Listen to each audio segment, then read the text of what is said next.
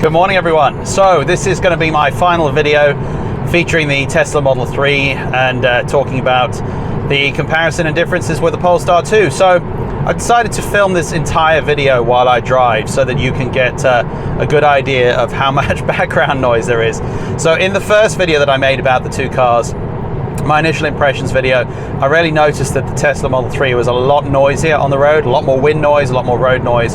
So yeah, I'm going to talk in the first half of the video from the Tesla, and then when I collect my Polestar and drop this car off, I'll talk in the second half of the video in the Polestar, and it will just hopefully give you a rough idea of how different the noise is.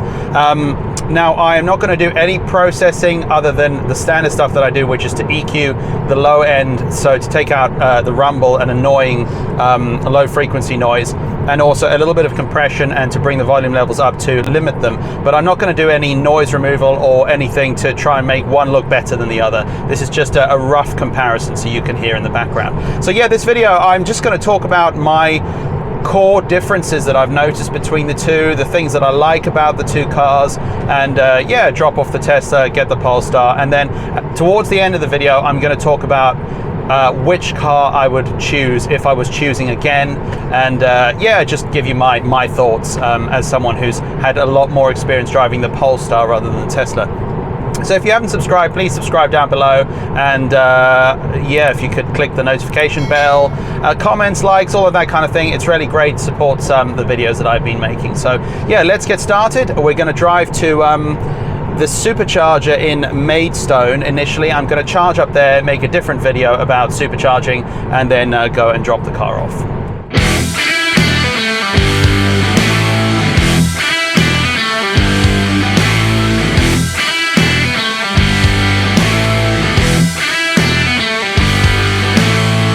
So the first thing I want to compare between these two cars, just to think about, is the styling and the general look of the cars. Now, these kinds of things are subjective, and I've mentioned them in some of my other videos, but the styling, I think, goes a little beyond just what it looks like, and it goes into that area of quality of materials and the way in which the car is built and put together.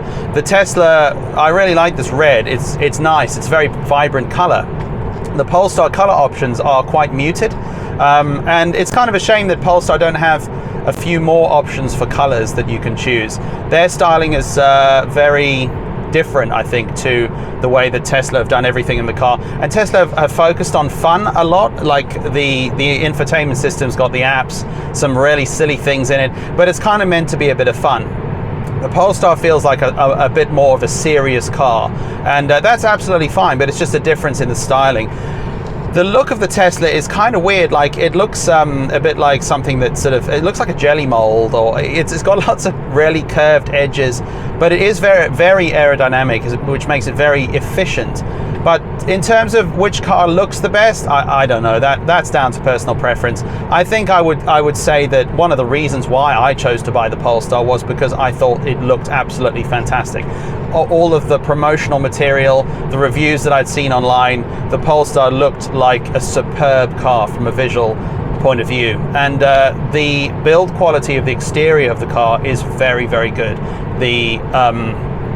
There aren't really any noticeable panel gaps like there are on the Tesla, just things like that. So yeah, from a styling point of view, that is down to the individual's choice. If you like a more vibrant, brighter colors like the brighter blue the Tesla offer and the red, then that's going to be better for you. But for me, one of the key things that drew me into the Polestar was the way that the car looks, and the Polestar's headlights at the front, the daytime running lights. I mean, this isn't something that you look at while you're driving the car, but they do look very cool, these Volvo lights. And the lights at the back of the Polestar, when you unlock the car, the red lights they move to open up, and when you lock the car, they close down, and that does look very cool. I have to say that's something that I haven't really seen on any other cars. The other thing I like about the styling with the Polestar is that it's not a very common car, so not many people know it.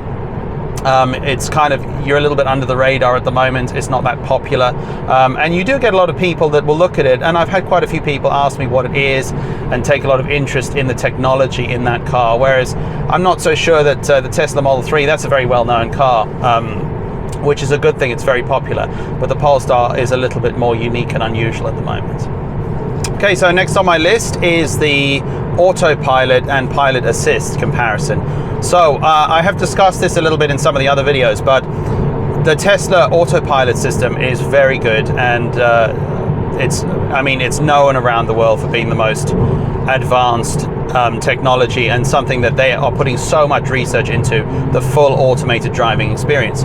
Now, the autopilot on this particular car is just the standard that you get with the Tesla. So you have to pay extra if you want full self-driving capability. And it is quite a lot of money. I'm not sure that everybody would be willing to spend that kind of money. And is it necessary in the UK at the moment? You can't really use it to its full advantage. Whereas some of the testing in the USA, if you look at some of the videos online, you can see that this car will drive it. It has the capability to drive itself to its set of traffic lights, to stop, to accelerate, to basically drive entirely on its own. And that is great. But in its standard form, it's very good at following the lanes, and I'm just going to accelerate to move past this car here on the left. So it is very good at keeping its position in the center of the lane. It's excellent at doing that, and it's very good at following the road. Comparing it directly to the Polestar, the Polestar has a tendency to drift sometimes a little bit, which is a little bit annoying. It doesn't actually anchor itself so well in the middle of the lane. The Tesla is much more confident in that area. I also like the fact that Tesla have the display that shows vehicles on the screen, so that you have a little bit more knowledge and information of where other vehicles are, and it shows bikes, it shows motorbikes, pedestrians. It's very good at doing that. The Polestar doesn't show you that information, but it is there behind the scenes, so it's doing a great job. Now, I like the fact that in the Polestar, when you change lanes, it is, if you've got the system already engaged and you go to change lanes, it is armed and it will then recapture the next lane.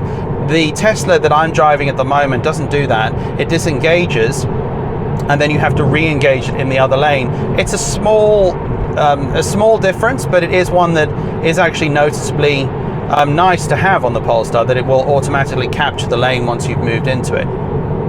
So which one wins? I mean, this is not really very fair as a comparison, but I would say that the Tesla probably fills me with more confidence. And one key thing that the Tesla does a lot better is that it doesn't annoy you so much to put your hands on the steering wheel.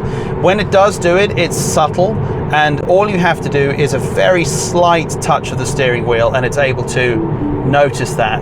The Polestar is not good at doing that at all. The Polestar requires significant amount of weight, at least in the case of my car. I don't know if this is exactly the same in everybody's car, but in my car I have to put a lot of input in order to get that alert to go away. And I find what happens all the time, the amber warning comes up, and then after you get the amber orange warning, you get the red warning, and that's quite noisy.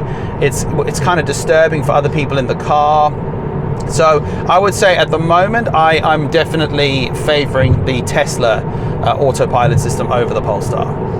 So which of the two cars has the better sound system? That actually, for a lot of people, I think is quite relevant. To me it is, because every single car I've had, I'm always disappointed if the sound quality isn't good. I don't expect it to be as good as it might be with a nice hi-fi system at home, but when you spend, if you spend an hour or two in the car every single day, having the option to listen to really nice music and with good audio quality makes the driving so much more enjoyable.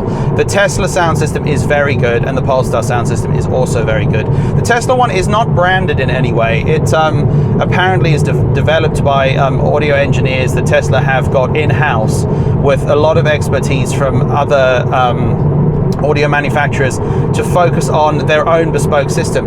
And to be honest, it's better than many of the branded systems that you find in a lot of cars. The Polestar one is a Harman Kardon system, and it is very good. The Polestar gives you a little bit more control over things like EQ, and it's got sort of like a driver focus setting and all passenger setting, so it gives you a little bit more control.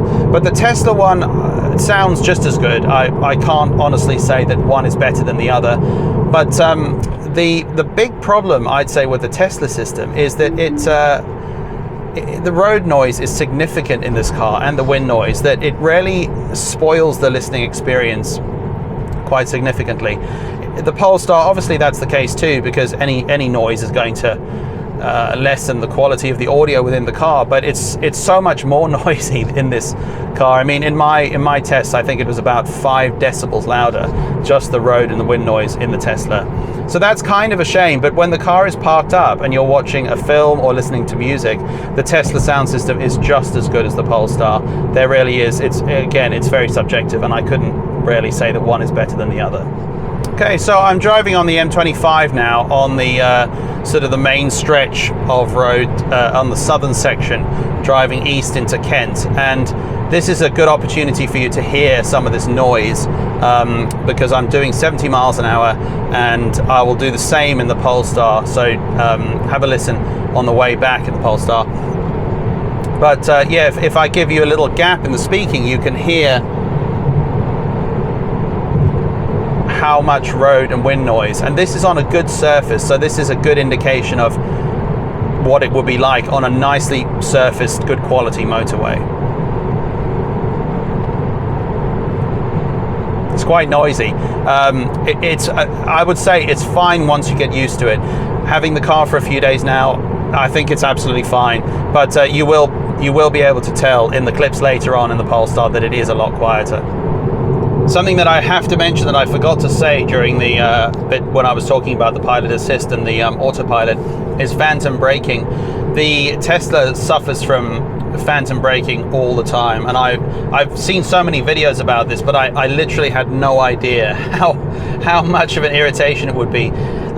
It's happened a few times with cars coming towards me, and this hasn't been the kind of scenario where it's done what Polestar has done, where it's genuinely thought you're going to hit something and applied the brakes. This is just sort of slowed the car down quite aggressively, and it's done it a few times on the motorway as well. When people move in front of you, they kind of cut you off, and then what the Tesla seems to do is it brakes quite hard, even though that car actually isn't going to slow down and cut you off. The car's actually moving away gradually.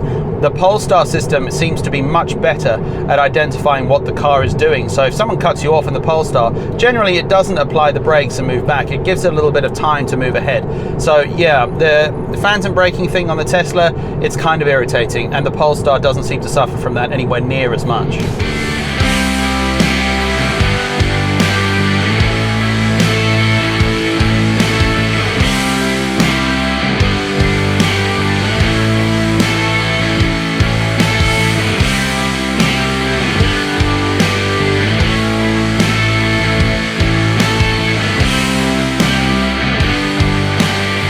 Okay, so we are at EVision, back in the Polestar, and this is really exciting actually. It is quite strange to get back into this car. So I will say something about the Tesla that is very positive. The Tesla interior feels much more spacious. I got into the car and I thought, into the Polestar, and I thought, is it smaller? Has it shrunk? Because the center console area in the Polestar keeps you it's a nice little comfortable shell that you sit in, almost as if you're in some kind of racing car, but it does make it feel a little bit less open, a little bit more claustrophobic. And then of course you notice how little interior storage space there is. The Polestar has this space under here for a single cup, and there is not one other storage compartment other than this cup holder in front, and there's nothing else in the front of the car, and that is so obvious when you get back in. Obviously you've got the glove box, but that's all there is. Whereas, as you saw in the Tesla videos, there's those two huge storage areas where you can put stuff. You can just sort of open them and throw things into it, but there's nothing in the Polestar. So that is yeah, something that I would say is a big plus point for the Tesla. However, it is nice to have these dual screens again. That for me, this just feels so much more comfortable, having a display behind the steering wheel as well as the other screen. And yeah, so I'm going to head off now to I'm going to try this Instavolt. There's an Instavolt location near here at a McDonald's. I have enough power to get home. It says I'll get back with about 12%, but seeing as I need to grab something to eat quickly anyway, I thought I might as well go over there and check it out. So yeah, let's head off and I'll talk about some of the other differences on the way back. Okay, so the first thing that is so immediately obvious getting back into the Polestar is it is much quieter. Just driving away, it's not just quieter from road and wind noise, it's quieter from motor noise as well. It is much more comfortable. It's almost silent sitting in the Polestar compared with the Tesla Model 3. And also the accelerator pedal.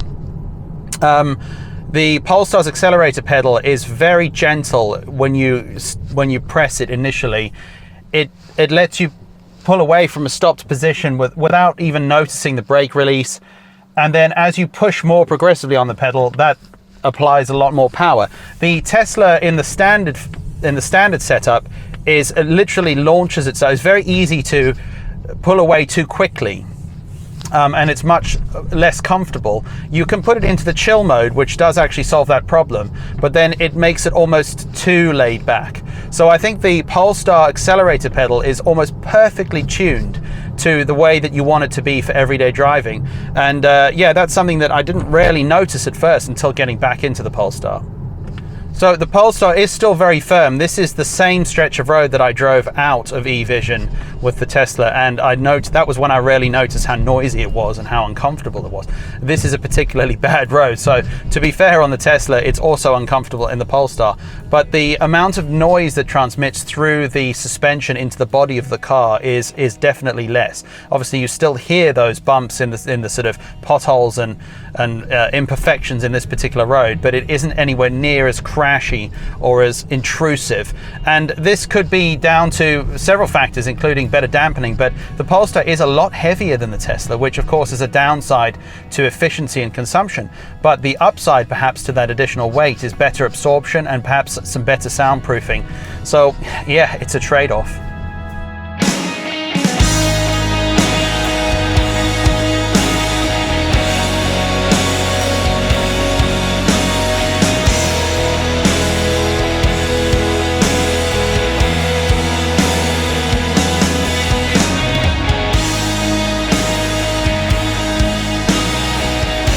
Okay, so we're charging now on the Instavolt at McDonald's, and these are so easy to charge on. I use the app, but there's, according to the sign, you can pay with contactless cards, so that's great. I signed up on the app on my phone and did it that way. But they are really good installations, and what I like about it is there's two of them here. So if one is in use or if one breaks, at least you have a backup. The nice thing on this display is it tells you how much you've spent and how long you've been charging, lots of detail, and I like that. The chargers that show you hardly any information are kind of annoying, but these ones have lots of info on them. Okay, so back in the Polestar, I'm driving home now, and yeah, it's time to think about some of the other differences that I haven't mentioned yet. So one of the key things is the headlights. Headlights on the Polestar, I think, are much better than the headlights on the Tesla. These adaptive headlights at night on dark roads when you've got cars coming towards you, the way in which the matrix system cuts out the section where the oncoming car will be, or the car in front of you is very impressive. So it's definitely a win for Polestar in terms of the brightness and the quality of the headlights. So you can hear the noise. This is a section of the A2 I'm driving on. It's a really nice road surface. So yeah, just another opportunity with me speaking in these sections is to listen to the background noise, and then you can see what you think compared to the amount of noise from the Tesla.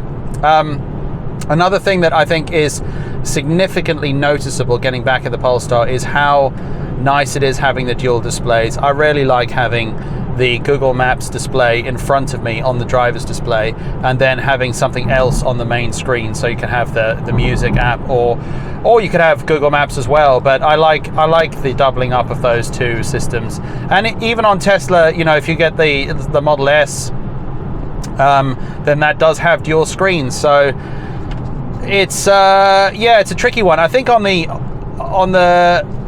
Model 3, you would get used to it. There's no question. I was kind of used to it after a couple of days, so it's not a problem at all. But given the choice, I think I definitely would prefer to have this dual screen setup. I think it's a lot easier, and it's a lot more traditional to have it set up that way. So in terms of storage and practicality, well, this is something that I have emphasized quite a few times already. The storage in the Tesla is a massive win, especially in the center console area. There's so much more space than in the Polestar, but the boot space in the Tesla is very different. There's lots of space available, but it's not really fair to compare the Model 3 with the Polestar in that sense, because they're different cars. The Model Y will be more similar in terms of a comparison. However, the Model Y maybe even bigger in terms of its boot storage. But I just would definitely say that the Polestar has a lot of space in the boot, and the boot opening is very convenient and practical, especially when you fold down those seats and then you've got the sort of ski hatch thing in the back if you just want to pop a couple of longer bits of, I don't know, pipes or something through. So the Polestar is really practical in that sense. But the Tesla certainly doesn't fall down. I mean, it has a big spacious boot, and the storage inside for the driver is far better than that's available in the Polestar. Yeah, I mean, handling. So yeah, you can hear, right, I'm driving at 70 miles an hour. The noise is a lot less. The wind noise especially.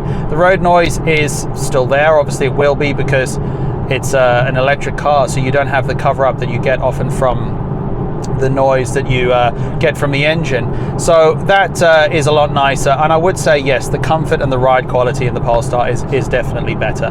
The handling I prefer as well. The steering's a bit lighter at lower speeds, but it still has lots of precision to it, which I think is a little bit better than on the Tesla Model 3.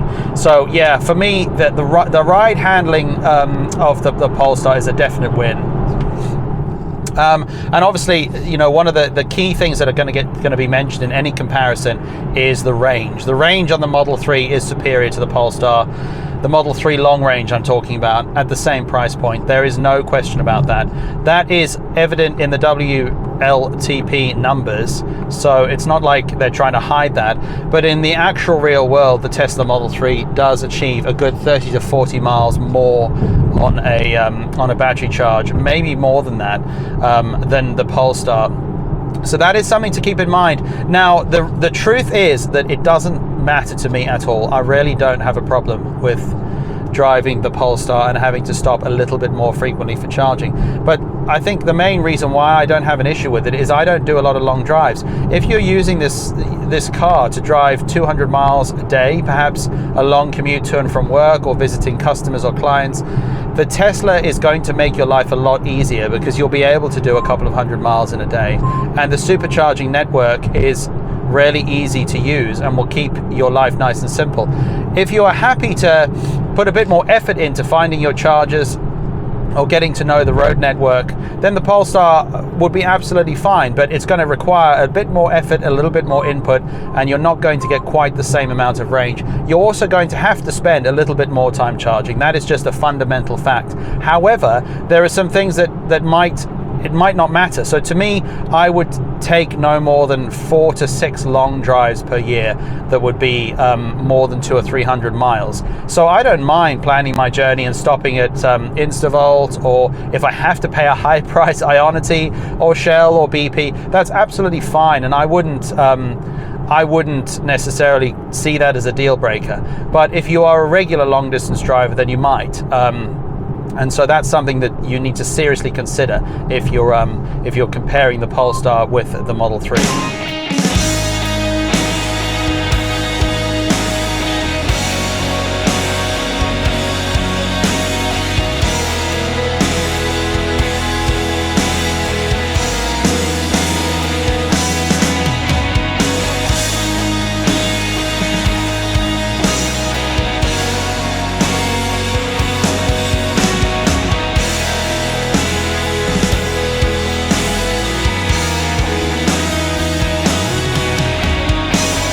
So I'm just going to summarize this video by answering the question, which one should you buy? I cannot answer that.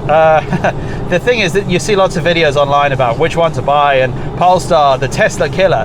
No, none of, all of that kind of stuff is all very well. It's a matter of personal preference. There are some massive benefits to the Tesla, and those include the supercharging network, the increased range on the long range version. Those are probably the two main things that I would say are the deal breakers. On the Polestar side, you've got a better boot space, and that is exactly why I got this car, because the Model Y is not available in the UK at the moment, and this car gives you that practical better boot space. But it also is slightly quieter, the handling is a bit better, the ride is better. There's something just very nice about the Polestar. The interior is more traditional. It has the stalks on the steering wheel that are more conventional, buttons on the steering wheel that are a little bit more conventional. It has a gear selector which is more conventional again. So if that suits you and you're transitioning from something like a BMW, then this is going to, or a Volvo, this is going to feel a lot more familiar, whereas Tesla is a way out there product that's just like, right, rewrite the rule book, completely redesign everything. And that is very cool too. Yeah, would I, if someone said to me today, say the lease company that I got this from, if they said to me, you can hand the car back and you can take the Tesla Model 3 long range, would I swap it today? The answer to that is no, I definitely wouldn't. And the key reason for this, there's a couple of key reasons. The boot space, I find this is very useful. I've used the car quite a few times to move larger items. I use it for business as well. Sometimes I have to visit customers and make some deliveries. The Tesla Model 3 boot just would not work for me for that. And that is one of the fundamental things right now. The other thing that I find I don't like about the Model 3 is that it is a bit too noisy. If you just drive the Model 3 and you don't come from something else, it's probably absolutely fine. But I do feel like I prefer the ride comfort, the handling, and the noise of the Polestar. And the third thing is, I don't do a lot of drives, as a lot of long distance driving. I seem to cover a decent mileage, like 1,000 miles a month, but I seem to do that in quite a lot of drives that are under 100 miles round trip, or maybe under 150 round trip. So I don't really have an issue with having to charge mainly at home or using the other chargers available that aren't on the Tesla supercharging network. So no, I wouldn't swap this car for the Tesla at all. I would be more than happy to stick with the Polestar. And in fact, actually, it has cured some of my frustrations, because I was kind of annoyed a while ago about the 4G issue and the Wi-Fi issue. And yeah, that was frustrating. And for me, that has been completely fixed. I had no issues since the latest software updates. But on the Tesla Model 3, you've got things like the panel gaps, and those things just aren't fixable. Now, they don't really affect the working of the car. They might make the noise a bit worse in some cases, but if you don't like that kind of thing, like going out to your car to see these kinds of gaps and it irritates you, that's going to irritate you for a long time if you're stuck with the car, because there's a good chance that Tesla aren't going to fix those issues. So I hope this video has been useful. It's probably been quite a long one, and I'm sorry about the glare from the sun, but it's the first really nice sunny day we've had for a while. Yeah, I just wanted to cover my final thoughts when dropping the car off and picking up the Polestar, and when those thoughts are instantaneous and the immediate reaction to them. So I hope this video has been useful, and of course I can't tell you which car you should buy, but yeah, it's hopefully one of the few actual comparisons between the Polestar and the Tesla, coming from the perspective of a Polestar driver rather than a Tesla user. So yeah, thank you for watching, and I will be back again with another video very soon. Okay, one final thing to add to this video is consumption on the Polestar on the way back was actually very good. We had a bit of a headwind coming back as well, because the wind is from the southwest today, which means we had a tailwind in the Tesla going there, and then a bit of a headwind coming back in the Polestar. But we ended up with 34.1 kilowatt hours per 100 miles. And that, if I do 72.5 divided by 34.1, that's a theoretical range of 212 miles. So it's not bad. Like, that is a lot better than I was seeing in the middle of the winter, you know, in a short trip with a temperature of 0 degrees, when I might get a theoretical range of like 180 miles. So that's about 212, which is actually pretty decent. It is not the same as, like, you know, the Tesla on the way there got 30, it was 300 watt hours. So yeah, the equivalent of 30. This is looking at the Polestar's looking about 15% worse, but we did have a bit of a headwind on the way back. So just as a way of comparing the two, just to give you some information on what it was like.